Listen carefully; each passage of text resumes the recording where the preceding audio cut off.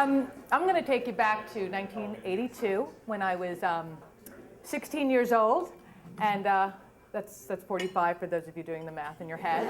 And at that time, I grew up on Long Island outside of New York City, and my parents were very nice to me, and they sent me on a summer trip to Europe with a lot of students. And I met another girl from New York there, from New York City, and her name was Marcy Klein, another nice Jewish girl. And we became BFFs. We were BFFs even before BFFs was even a thing. And Marcy and I were like this, and she had this great blonde hair, and she was always playing with it. And I had a little bit of a mouth, and some of the other girls didn't really like us, and they called her hair, and they called me mouth. And we were, shocking, right? And we were kind of obnoxious in the way that teenage girls can be, but you know, we were very tight, and I kind of got some inklings that Marcy was kind of a rich girl. You know, she said she went to a private school in New York, and she lived on Fifth Avenue. And at the end of the summer, she told me that her father was the world-famous fashion designer Calvin Klein. I know. Can you imagine? But I was like, I'll still be your friend. So when I came home, she said, but let's keep in touch. And we did keep in touch.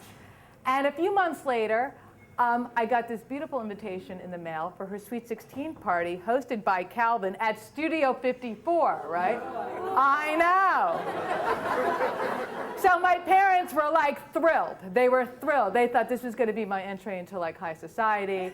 And my mother took me out and she bought me a whole new dress for this. But there was a little snafu because my parents had a conflict that night and there was no one to drive me into Manhattan. But not to worry because they were going to make sure I went to this party. They actually hired me a limousine. I know. It was the whole thing. So, like Cinderella. So the limousine comes, it picks me up. I'm 16 years old. I'm wearing the whole new dress. And we drive into Manhattan. As we get on 54th Street, there's like this major traffic jam. And we're inching along, and we realize, oh my God, it's a traffic jam of limousines trying to get into Studio 54.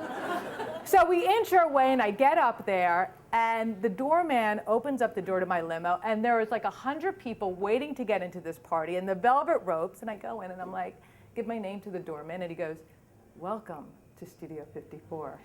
And so they open the door, and I kid you not, there are like 10 baby grand white pianos all playing in perfect synchronicity.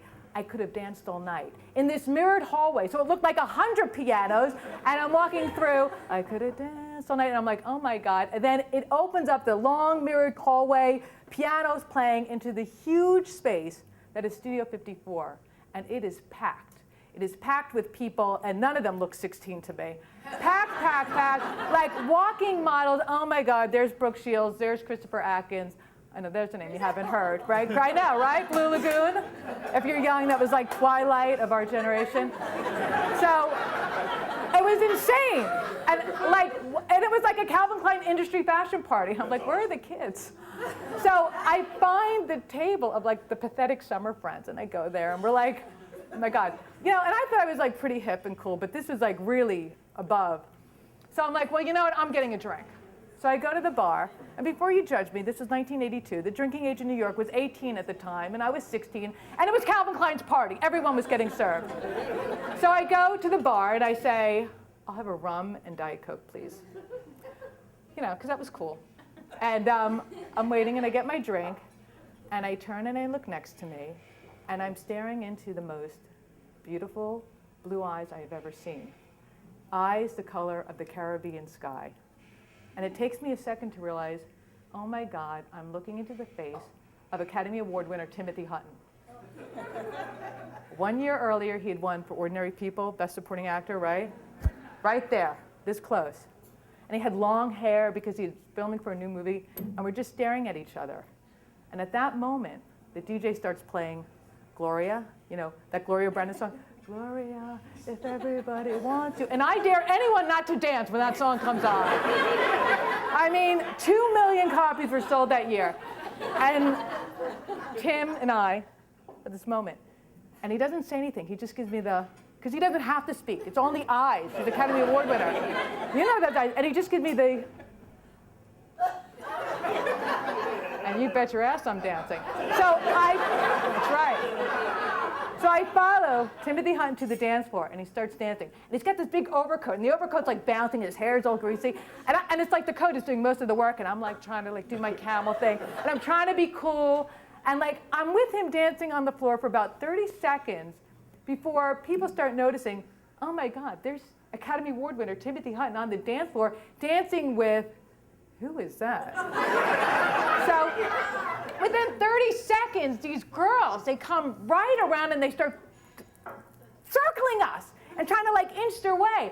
And these were like Dalton private school bitches from Manhattan. And they had no shame. That's right. And so they start like elbowing me. And I'm like, I'm trying to do my thing. And these girls were vicious.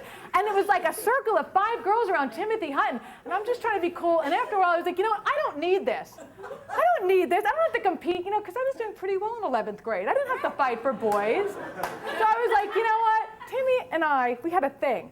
So if he wants me, he knows where to find me. So I was like, fine, I don't need to compete for any boy.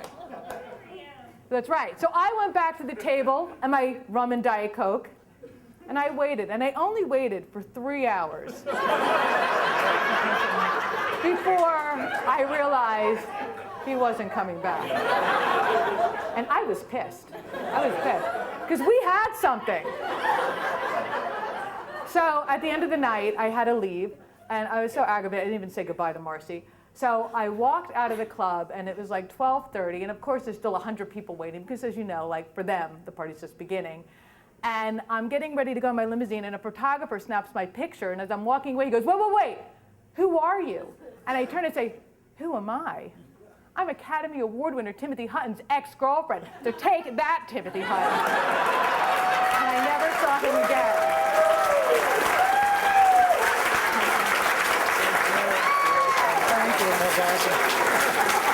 Nice job, man.